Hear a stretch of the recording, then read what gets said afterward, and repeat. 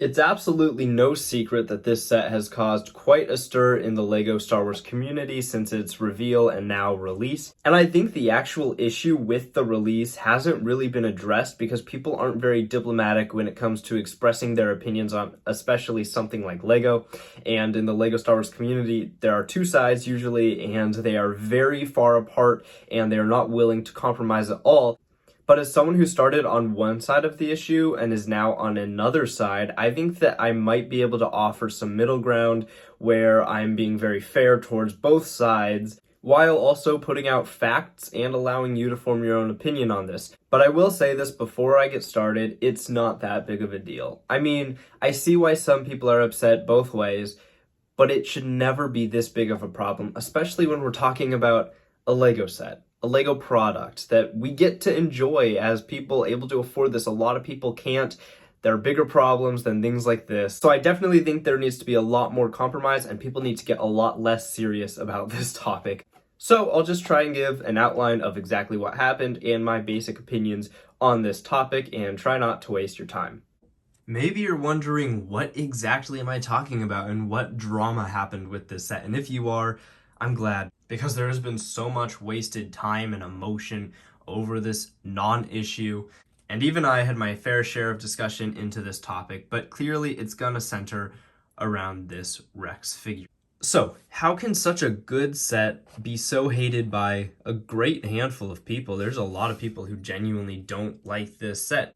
And it's not because of the Microfighter. Obviously, this is a really good design for what it is.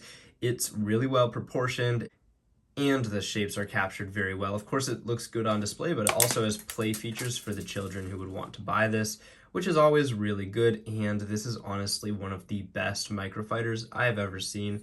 I've only built a few, but this one definitely is really sturdy. I mean, if I crash it on the table, it's not going to break.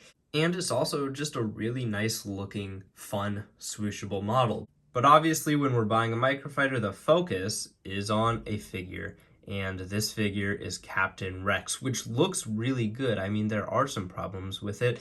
They're not massive problems. For example, we see a larger than life ammo pouch, but how big of a deal is that?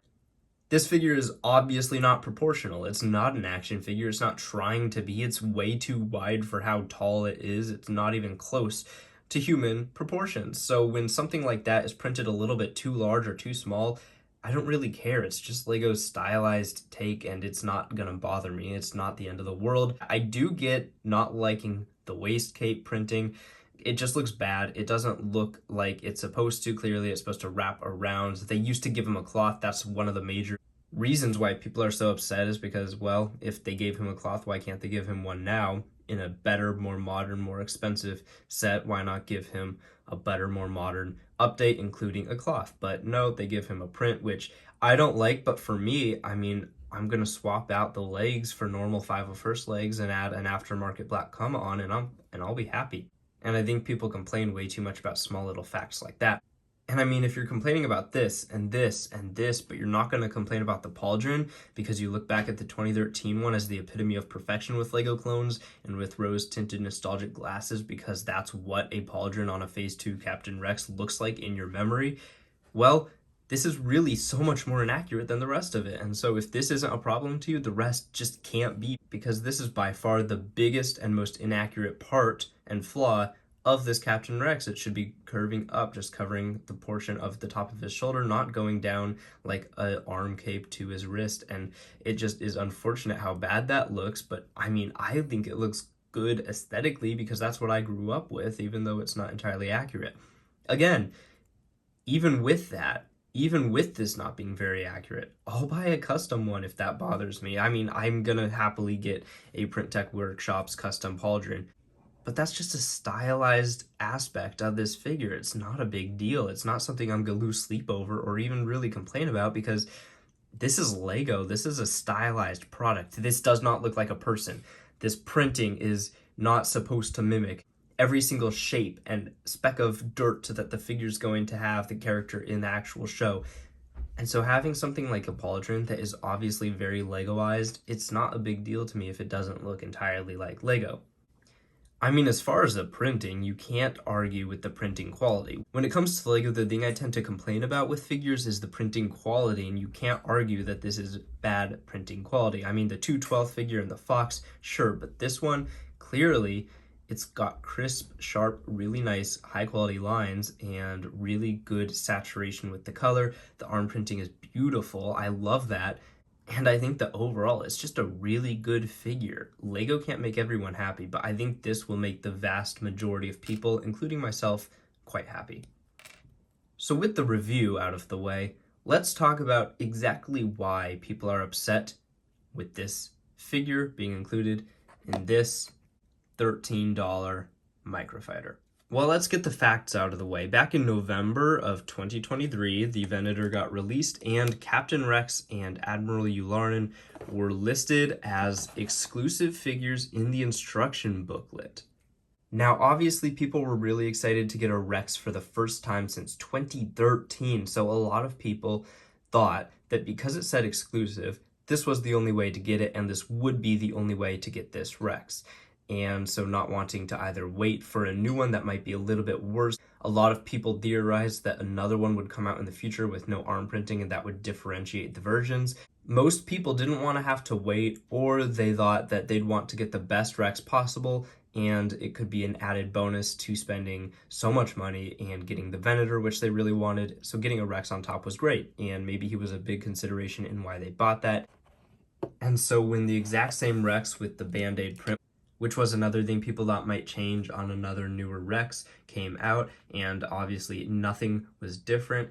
They thought, well, LEGO said he was an exclusive, therefore they lied to us, and it's not fair that I spent all this money on this and didn't get a product that was advertised correctly. Which, before we argue with that, I think that it's really important to understand that they only had two options. One, either wait for what a lot of people assumed would be inferior Rex to come out later, or pay $200 for some person selling Mexico Rexes on Whatnot, which obviously are you going to want to buy a $200 Rex or get a $200 Rex that you really want and a Venator that you really want for $650. I mean, it's obviously the better deal, it's the better purchase, it's the better bang for your buck, and so a lot of people opted to buy it, with him being a large consideration in that.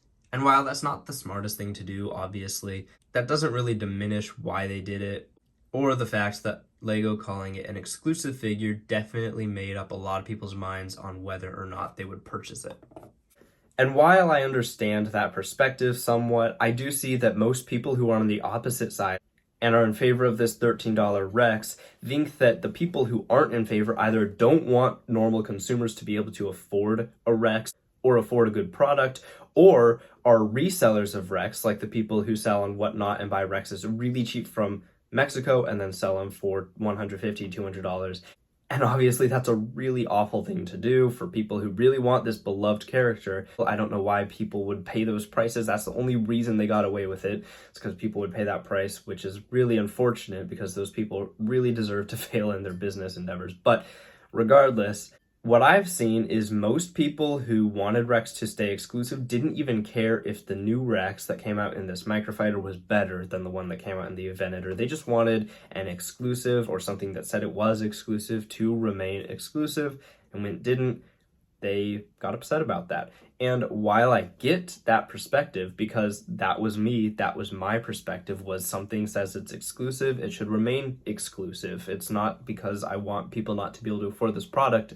It's because when you're collecting something, having rarer or harder to come by items make it a collectible. Otherwise, you'd just be compiling random things that are worthless and have no value. But when it has a value, even if you're not intending to sell it, it just makes it cooler. It's a cooler statement piece. It's a cooler thing to talk about. Like Finch Dallo, he's rare and really hard to come by, which is why he's so expensive. So when someone has that figure, even if they're not going to sell it, it's just really cool to have pieces like that in your collection that are really rare and hard to get. Not because someone else can't afford it and that's bad for them, it's because it's cool for you to have. Regardless, I've changed my mind on the topic. And I think that people don't really think about the other side of the argument who are on the side of having a cheaper, affordable Rex. Like I explained, a lot of them just wanted not to have to spend those overinflated prices for a figure they really, really wanted.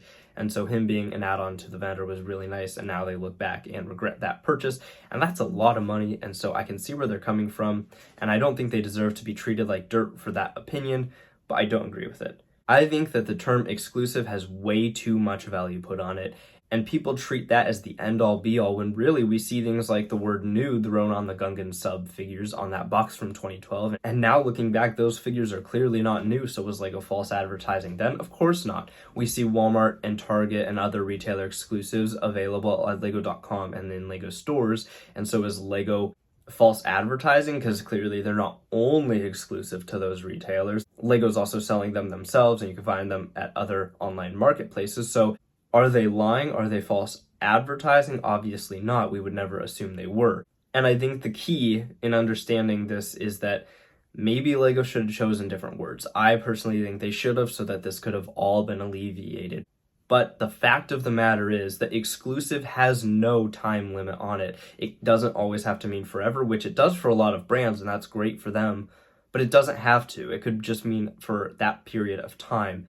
And I think putting too much stock in that and buying a $650 set just because of that word, if you really wanted this figure and didn't have to pay crazy prices for him, is just not the best idea. So in short, Rex was exclusive to the Venator, as the instructions say, for 7 months till he was released in this Y-Wing Microfighter, which is a great set and has a great figure and is a perfect all-around set for any collector or new person coming into the hobby or child who wants to play with a beloved character like Captain Rex.